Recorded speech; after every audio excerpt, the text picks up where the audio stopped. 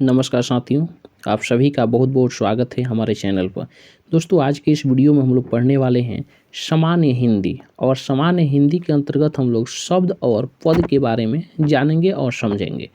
मेरे दोस्त, जैसा कि आप सभी थंबनेल देख करके आए हुए हैं कि शब्द और पद क्या होता है और पद के भेद के बारे में हम लोग जानने और समझने का प्रयास करेंगे। तो यदि अगर आप सभी हमारे चैनल पर नए हैं तो हमारे चैनल को सब्सक्राइब ज़रूर कर लीजिए, ताकि मैं जो भी वीडियो अपलोड करूं आप सभी के पास जल्द से जल्द पहुंच सके। तो मेरे दोस्त, समय को ज़ाया न करते हुए शुरू करते हैं। और सबसे पहले मैं आप सभी लोगों से एक ही बात कहूँगा कि अधूरा जो ज्ञान होता है वो जहर के समान होता है। इसीलिए अगर आप सभी वीडियो पर आ ही गए हैं तो वीडियो को अंत तक ज़रूर देखेंगे, तब जा करके आपको सही तरीके से क्लियर होगा। सामान्य हिंदी बिल्कुल ही बेहतरीन तरीके से आपको बताया जाएगा, तब आप किसी भी वीडियो को देख करके जज कीजिएगा कि हाँ, ये वीडियो सही है या गलत है। तो आप सभी लोगों से एक निवेदन है कि वीडियो के अंत तक ज़रूर बने रहेंगे और इसको विस्तृत तरीके से देखने का प्रयास करेंगे। तो चलिए हम शुरू करते हैं सामान्य हिंदी। ठीक है, तो देखिए, सामान्य हिंदी के अंतर्गत व्याकरण को रखा गया है और हम लोग शब्द और पद में अंतर जानने वाले हैं और पद के भेद को हम लोग जानने वाले हैं। तो उससे पहले हम लोग जानेंगे कि शब्द कहते किसे हैं। ठीक है, शब्द किसे कहते हैं? तो देखिए, वर्ण के सार्थक मेल को हम लोग क्या कहते हैं? शब्द कहते हैं। वर्ण के सार्थक मेल को हम लोग क्या कहते हैं? शब्द कहते हैं। यानी कहने का मतलब क्या हुआ मेरे दोस्त, आप सभी यहाँ पर देखने और समझने का प्रयास करेंगे। तो देखिए, वर्ण सबसे पहले हम लोग जानेंगे। देखिए, जो अभी कह रहे हैं ना कि क क्या है? एक वर्ण है। यानी वर्ण क्या होता है कि वह छोटी से छोटी ध्वनि होता है जिसका खंड या टुकड़ा नहीं किया जा सकता है। जैसे मान लीजिए कि हम क कह रहे हैं, क के बाद से कोई आप खंड कर सकते हैं? नहीं कर सकते हैं। ख के बाद कोई खंड हो सकता है? नहीं हो सकता है। ग का खंड हो सकता है? नहीं हो सकता है। ठीक है, तो ये क्या है? आपका वर्ण है। तो वही कह रहा है कि वर्ण के सार्थक मेल को, सार्थक, अब यहाँ पर सार्थक कहने का मतलब क्या हुआ कि यानी वर्ण का आप मेल कीजिए लेकिन उसका अर्थ कोई ना कोई होना ही चाहिए। ठीक है, यानी सार्थक मेल को, जैसे हम कह रहे हैं र म आ क, रमक, कोई सार्थक अर्थ निकल रहा है? नहीं। अच्छा, ल, ठीक है, क आ म, लकम, कोई अर्थ है? नहीं। लेकिन इसी को मिला कर लिख देते हैं क ल आ म, कलम। तो कोई ना कोई अर्थ निकल रहा है कि नहीं निकल रहा है? तो वही कह रहा है कि वर्ण के सार्थक मेल को हम लोग क्या कहते हैं? शब्द कहते हैं। अब आइए हम लोग शब्द और पद में अंतर जानने और समझने का प्रयास करते हैं। तो देखिए, शब्द और पद में अंतर क्या होता है? तो जब कोई शब्द स्वतंत्र रूप में प्रयोग में आता है तो ये शब्द कहलाता है। ध्यान से सुनेंगे और समझने का प्रयास करेंगे कि जब कोई शब्द जो होता है वो स्वतंत्र रूप में प्रयोग में आता है तो वो शब्द कहलाता है। लेकिन वही शब्द ध्यान से सुनेंगे, लेकिन वही शब्द स्वतंत्र रूप में प्रयोग नहीं होता है बल्कि एक वाक्य का रूप ले लेता है, तो क्या कहलाता है? आपका वो शब्द न रह करके पद बन जाता है। जैसे यहाँ पर आप सभी देखेंगे कि दिया गया है कि जब कोई शब्द किसी वाक्य के अंदर प्रयोग में आता है तब वह शब्द न कहला करके पद कहलाता है। यानी कहने का मतलब क्या हुआ मेरे दोस्त कि हम कह रहे हैं, यहाँ पर आप सभी ध्यान से देखेंगे कि जैसे मैं कह रहा हूँ कि मोहन, ठीक है, क्या कहा जा रहा है? मोहन। तब मोहन ऐसे कहा गया तो ये शब्द हो गया। सोहन, ठीक है, ये अकेले है तो ये शब्द है। कलम, यानी ये स्वतंत्र है तो ये क्या है? आपका शब्द है। ठीक है, नरम, तो ये जो अकेले है यानी स्वतंत्र, ये आपका शब्द है। लेकिन इसी शब्द को हम लोग वाक्य का रूप दे देंगे, यानी वाक्य में प्रयुक्त कर देंगे, तो वो शब्द न रह करके क्या कहलाएगा? वो पद कहलाएगा। तो देखिए, यहाँ पर दिया गया है कि मोहन किताब पढ़ता है। तो मोहन किताब पढ़ता है तो ये मोहन यहाँ पर शब्द न रह करके पद हो गया है। किताब भी यहाँ पर शब्द न रह करके पद हो गया है और पढ़ता है ये शब्द न रह करके पद हो गया है। ये कहीं ना कहीं ये सब पद है।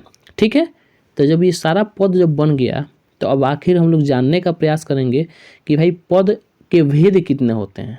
तो एक बात तो आप सभी लोगों को क्लियर हो गया होगा कि हम लोग शब्द को ही पद कहते हैं। क्या कहते हैं? शब्द को ही पद कहते हैं। बस अंतर इतना ही होता है कि शब्द का उपयोग स्वतंत्र रूप में होता है और पद का उपयोग स्वतंत्र रूप में नहीं होता है। यानी शब्द का उपयोग हम लोग जैसे कि मोहन लिखते हैं या मोहन कहेंगे, ये स्वतंत्र है तो ये शब्द है, लेकिन वही कहेंगे कि मोहन पढ़ रहा है, एक वाक्य का रूप हो गया, तो मोहन क्या हो गया, मोहन शब्द न रह करके वो पद हो गया। ठीक है, तो आइए हम जानने का प्रयास करते हैं कि पद के भेद कितने होते हैं। तो पद के दो भेद होते हैं। कितने भेद होते हैं? पद के दो भेद होते हैं। अगर आपसे कोई प्रश्न पूछे कि पद के कितने भेद, तो आप बताएंगे पद के दो भेद। कौन कौन सा?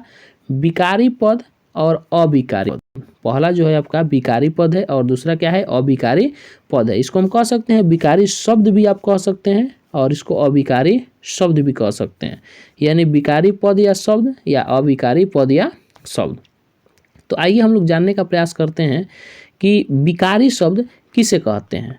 लेकिन उससे पहले हम लोग ये जानने का प्रयास करेंगे कि यहाँ पर जब बात हुआ है कि विकारी पद और अविकारी पद, तो आप लोग भाई ये जानने का प्रयास कीजिएगा ना जी कि ये विकारी का मतलब क्या हुआ। ठीक है, जो विकारी कहा जा रहा है, आखिर विकारी का अर्थ क्या हुआ, मतलब क्या हुआ, इसको जानने और समझने का प्रयास कीजिएगा। यह आपका प्रश्न बनेगा कि भाई विकारी का मतलब क्या है। तो देखिए, विकारी शब्द जो है वो विकार शब्द से बना हुआ है। किस शब्द से बना हुआ है? विकार शब्द से बना हुआ है। ठीक है, किस शब्द से बना हुआ है? विकारी शब्द जो है वो विकार शब्द से बना हुआ है। ठीक है, जिसका अर्थ होता है परिवर्तन। यानी विकार का अर्थ क्या होता है? विकार का जो आपका अर्थ होता है वो परिवर्तन होता है। क्या होता है? परिवर्तन। यहाँ पर ध्यान से आप सभी देखेंगे, लिखा भी गया है नोट में कि विकारी शब्द विकार शब्द से बना है। विकार का अर्थ होता है परिवर्तन। अब यहाँ पर आप सभी देखेंगे कि जिन शब्दों में किसी भी प्रकार का परिवर्तन होता है उन्हें विकारी शब्द कहते हैं। यानी जब बात आता है कि विकारी शब्द किसे कहते हैं, तो कह रहा है कि जिन शब्दों में किसी भी प्रकार का परिवर्तन होता है उन्हें विकारी शब्द कहते हैं। देखिए, घबराने की बात नहीं है, बिल्कुल आप अंत तक जरूर देखेंगे। टोटल मैं गारंटी देता हूं कि आप सभी लोगों को किसी भी प्रकार से कोई समस्या नहीं होगी। और अधूरा वीडियो आप छोड़कर चले जाइएगा, फिर वही बात होगी, किसी और वीडियो को देखिएगा, फिर वहां से आप अधूरा छोड़िएगा, फिर वहीं तो आप अधूरा ही रह जाइएगा, कभी पूरा नहीं होइएगा। लेकिन किसी भी वीडियो को देखिए, मेरे ही वीडियो को नहीं, अगर किसी भी वीडियो को आप देख रहे हैं तो पूरी तरीके से सही तरीके से देखिए, विस्तृत तरीके से देखिए, आधा अधूरा ना देखिए। ठीक है, क्योंकि अधूरा ज्ञान जो होता है वो जहर के समान होता है। तो चलिए यहाँ पर देखेंगे कि जिन शब्दों में किसी भी प्रकार का परिवर्तन होता है उसे विकारी शब्द कहते हैं। और अविकारी शब्द सेम इसका उल्टा हो जाएगा कि जिन शब्दों में किसी भी प्रकार का परिवर्तन नहीं होता है उसे हम लोग क्या कहते हैं? अविकारी शब्द कहते हैं। अच्छा, अब जो परिवर्तन की जब बात आ रही है, कह रहा है कि जिन शब्दों में किसी भी प्रकार का कोई भी परिवर्तन होता है उसे विकारी शब्द कहते हैं, और जिन शब्दों में किसी भी प्रकार का कोई भी परिवर्तन नहीं होता है उन्हें अविकारी शब्द कहते हैं। तो अब कहने का मतलब क्या हुआ कि भाई ये परिवर्तन की बात कर रहा है, तो भाई किस प्रकार का परिवर्तन होगा?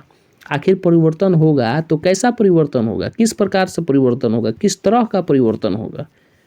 तो चलिए हम जानने और समझने का प्रयास करते हैं कि परिवर्तन इसमें कैसा होगा और किस तरह का परिवर्तन होगा। तो यहाँ पर आप सभी देख सकते हैं कि विकारी शब्द का जो सही और जो सुयोग्य जो परिभाषा है वो है कि जो शब्द लिंग, वचन, कारक और काल के प्रभाव से परिवर्तित हो जाए उसे विकारी शब्द कहते हैं। यानी ध्यान से फिर सभी आप सभी देखेंगे कि जो शब्द लिंग, वचन, कारक और काल के प्रभाव से परिवर्तित हो जाए उसे विकारी शब्द कहते हैं।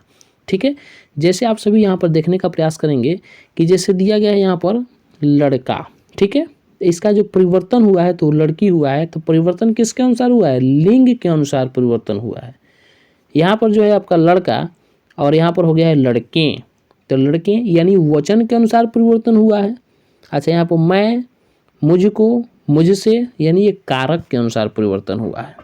ठीक है, तो वही कह रहा है कि जिन भी शब्दों में, यानी कह रहा है कि जो शब्द लिंग, वचन, कारक और काल के प्रभाव से परिवर्तित हो जाए उन्हें विकारी शब्द कहते हैं। ठीक है, अब ठीक इसके उल्टा जो है यहाँ पर आप सभी देखेंगे अविकारी पद के।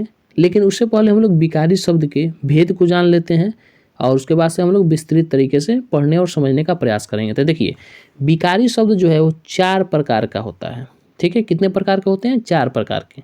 आप सभी से प्रश्न किया जाएगा कि विकारी शब्द कितने प्रकार के होते हैं। देखिए, हम लोग कितना सारा ऑब्जेक्टिव क्लियर कर लिए। ठीक है, कि पद के कितने भेद होते हैं, तो पद के 2 भेद होते हैं। कौन कौन सा, विकारी पद और अविकारी पद। ठीक है, पद का जो 2 भेद, विकारी पद और अविकारी पद, ये बात आप सभी याद रखेंगे। अच्छा, उसके बाद से आ रहा है कि विकारी शब्द के कितने भेद, तो विकारी शब्द के जो भेद होते हैं वो 4 होते हैं। कौन कौन सा होता है जी, तो होता है आपका संज्ञा, स्वरनाम, विशेषण और क्रिया। ठीक है, संज्ञा, स्वरनाम, विशेषण और क्रिया, ये आप सभी याद रखेंगे। ठीक है, तो आप सभी ये अभी तो आप सभी ये नहीं पढ़ते आ रहे हैं कि संज्ञा को आप अलग से पढ़े होंगे, स्वरनाम भी पढ़े होंगे, विशेषण भी पढ़े होंगे, क्रिया भी पढ़े होंगे, यानी जो भी इसमें का जो भी आपका पार्ट्स है उस सभी को आप सभी पढ़े होंगे। लेकिन आपको ये तो नहीं ना मालूम था अभी तक ले कि जो संज्ञा है आता कहाँ से है, स्वरनाम कहाँ से आया भाई, विशेषण कहाँ से या क्रिया कहाँ से आया। तो ये क्या है, आपका विकारी शब्द से आया है। किसका है, ये विकारी शब्द का भेद है। किसका है, विकारी शब्द का भेद है या विकारी पद का ये भेद है। तो विकारी पद के भेद कितना, 4 गो, संज्ञा, स्वरनाम, विशेषण और क्रिया। अब बात आता है अविकारी पद या शब्द का। तो देखिए, अविकारी पद और शब्द का ठीक उसका होगा कि जो शब्द लिंग, वचन, कारक और काल के प्रभाव से परिवर्तित नहीं होते हैं उन्हें अविकारी शब्द कहते हैं। विकारी शब्द में क्या था या विकारी पद में क्या था कि जो शब्द लिंग, वचन, कारक और काल के प्रभाव से परिवर्तित हो जाएं उन्हें विकारी शब्द कहते हैं। और ठीक इसके विपरीत जो शब्द लिंग, वचन, कारक और काल के प्रभाव से परिवर्तित नहीं होते हैं उन्हें अविकारी शब्द कहते हैं। ठीक है, तो देखिए अब बात आता है कि अविकारी शब्द का जो भेद, तो अविकारी शब्द का जो भेद है वो कितना होता है, तो अविकारी शब्द का जो भेद है वो 4 होता है।